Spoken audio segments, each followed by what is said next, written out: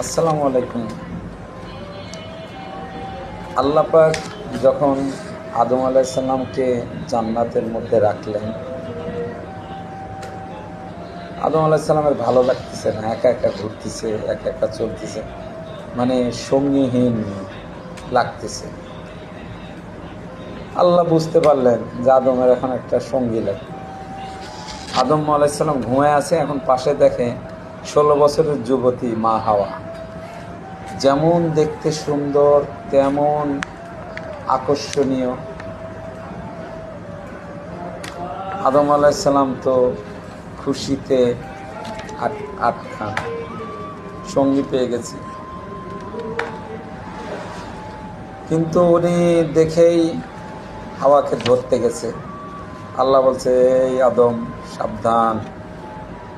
এবং আল্লাহ পাক নিজেই আদম আলাইহিস সালাম আর মা হাওয়াকে বিয়ে দেন এবং বলেন, তোমরা গন্ধম ফল খাবে না এবং গন্ধমের গাছের কাছে যাবে না। ওখানে আবার একটা ফেরেশতা নিযুক্ত রাখলেন যে এই তুই এখানে থাকবি, আদম হাওয়া আসলে নিষেধ করবি ওরা যেন গন্ধম না খায়। জান্নাতের চতুর্পাশে ফেরেশতা রয়েছে, মালাইকা রয়েছে। এখন ইবলিস কি করে ঢুকলো জান্নাতের ভিতরে? ইবলিস কি করলো? একটা সাপের জিহ্বার মধ্যে, মুখের মধ্যে প্রবেশ করল এবং ময়ূর পাখি তাকে পাও দিয়ে ধরে জান্নাতের মধ্যে ফেলাইয়া দিল। ইবলিস তো জান্নাতের মধ্যে ঢুকে গেল। এখানে সাপটা অধিশপ্ত হয়ে গেল। আল্লাহ বলল, যা তোর মুখের মধ্যে বিষ দিয়ে দিলাম।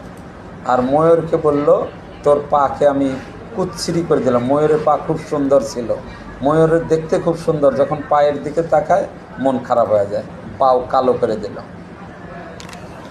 এইবার গন্ধম ফলের গাছের ওখানে ফেরেশতা তো নিযুক্ত হলো।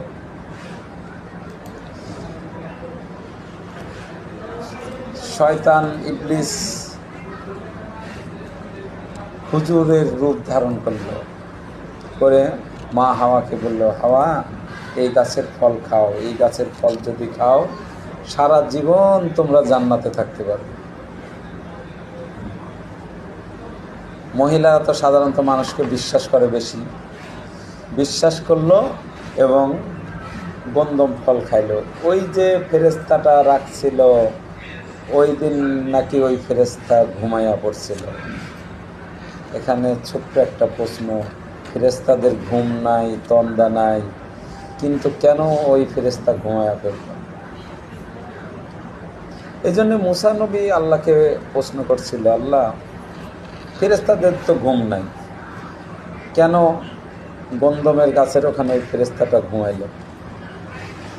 আল্লাহ বলল, আল্লাহ বলল, মুসা এটা একান্তই আমার ব্যক্তিগত ব্যাপার।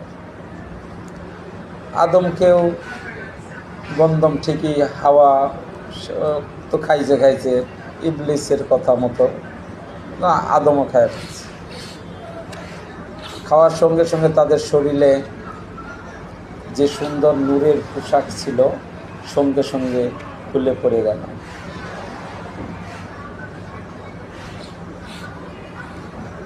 আল্লাহ বলল, তোমাদের আর জান্নাতে রাখা যাবে না, জান্নাত থেকে বাইরে হয়ে যাবে। জান্নাতের ভিতর থেকে তাদেরকে বাহির করে দিলেন এবং তারা দুনিয়ার জমিনে আসলেন। কোনো গাছ তাদেরকে পাতা দেয় নাই, অধিশপ্ত বলে। আমসবরি গাছের পাতা দিয়েছিল হাওয়া আর আদমকে। এখন আদম আর হাওয়ার জন্য চাষবাসের জন্য কি করবে? আল্লাহ গরু দিল। এখন গরু আদমকে বলতেছে, আদম জান্নাতের মধ্যে তুমি কত আরামে ছিলে, কত শান্তিতে ছিলে, তুমি কেন গন্ধম ফল খাইলা? আর এখন এই যে তুমি আমার দিয়ে জুঙাল দিয়ে চাষ করাচ্ছ, আমারও কষ্ট হচ্ছে, তুমি কেন গন্ধম খাইলা? এইভাবে কন্টিনিউ গরু আদমকে খালি প্রশ্ন করে। আল্লাহ বলল, এই জিব্রাইল, গরুর জবানকে বন্ধ করে দাও। ওখান থেকে গরুর জবান বন্ধ হয়ে গেল, গরু আর কথা বলতে পারে না। সবাই ভালো থাকবেন। খোদা হাফেজ।